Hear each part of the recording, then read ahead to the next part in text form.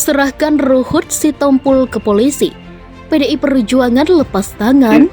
Saya pikir apa yang dilakukan adalah sesuatu yang bersifat individu ya, tidak ada urusannya dengan yang lain, saya kira itu yang pertama. Yang kedua, namanya medsos itu kadang riuh di medsos, tetapi kita sendiri tidak melihat ada apa-apa di lapangan. Sehingga kalau kemudian itu riuh di medsos, ya mungkin di medsos. Lalu apakah itu sesuatu yang melanggar? Ya, saya membaca di media apa yang dilaporkan itu melanggar pasal 28 Undang-Undang ITE. Sementara kalau kita melihat kan sudah ada peraturan atau SKB antara Menteri Informasi, Kapolri dan Jaksa Agung mengenai pemahaman pasal 2728 itu. Dan saya tidak tahu apa kemudian yang dilanggar, apakah kotekan yang dilanggar atau baju Papuanya, apa yang dilanggar. Saya juga nggak ngerti di dalam laporan mereka. Hanya mereka sebutkan pasal 28 yang mananya betul. Saya juga masih mendalami masalah inilah karena saya tidak mengerti. Tapi di dalam pasal 2728 itu penafsirannya mungkin kita mesti baca di SKB itu. Itu dulu sementara. Bukan tidak merespon, bukan tidak apa ya.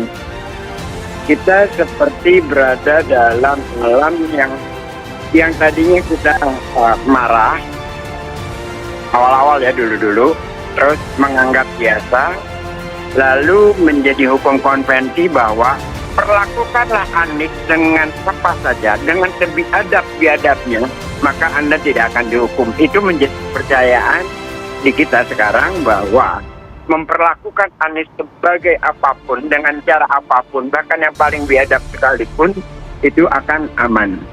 Jadi bahwa kita tidak merespon, tidak apa, kita sudah berada di dalam alam pikiran yang sampai seperti itu. Jadi yang tertawa dengan gambar Anies seperti ini adalah orang yang tidak beretika menurut Anda? Tidak punya sensitivitas, membiarkan segala sesuatu berjalan dengan mekanisme yang tidak beradab, tidak berbudaya, dan menilai bahwa ya memang pandangan-pandangan seperti itu akan diwajarkan apabila terkait Anies. Sebenarnya itu. Tapi kalau kepada di luar Anies, langsung laporkan, hukum, tangkap, akan seperti itu. Tapi kalau Anies, ya sudah menjadi biasa. Tapi nilai positifnya adalah bahwa Anda boleh menjadi apapun kepada Anies Baswedan, maka kita masih melihat bahwa demokrasi masih tegak di Republik ini. Ya, jadi saya tegas mau mengatakan, ini geng yang melapor ini kan kita udah tahu semua. Siapa geng itu? Ya, lucu. Mereka yang selalu ngomong sara, mereka selalu yang ngomong ujaran kebencian, fitnah, bahkan teror. Kita ingat pilkada DKI, ya.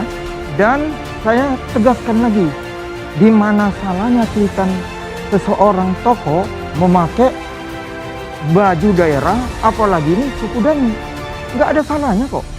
Karena itu lihat kata-katanya, saya bilang seperti pepatah Betawi, ini namanya usaha, usahe, saya bilang gitu.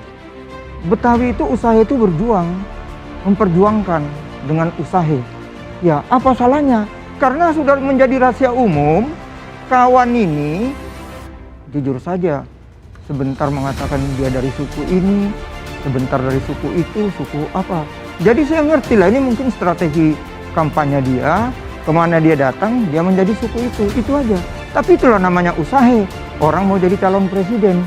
Jadi nggak ada salahnya Pak Joko Widodo datang ke kampung saya, pakai adat Batak kok, pakai semua baju kehormatan Batak, nggak ada salahnya. Saya juga pernah ke daerah, dalam hal ini Papua, dikasih saya pakai Papua. Ya itulah kita saling menghormati budaya daripada warna sari kebudayaan di Indonesia dari Sabang sampai Papua. Nah, kalau Bang Ruhut ini dilaporkan oleh pelapor ini karena memang diduga melecehkan dan juga menjuruskan soal SARA. Tanggapan Bang Ruhut sendiri seperti apa? Ya, itu kan SARA dari kacamata mereka, dari saya nggak ada itu. Itu yang saya katakan tegas. Gimana SARAnya? Apa salahnya dia memakai baju itu? Itu yang saya katakan. Lihat kata-katanya, saya bilang usahe. Usahe itu dalam budaya Betawi berjuang, ya, bekerja keras. Itu yang namanya usaha. Jadi gimana salahnya? Jadi nggak ada yang dilecehkan. Lecehkan suku Dani, lecehkan suku DKI, nggak ada itu. Ya mereka aja pakai kacamata kuda, jangan gitulah. Saya kebetulan anak Medan tapi asal saya dari Siantar. Jangan pakai kacamata kuda Siantar.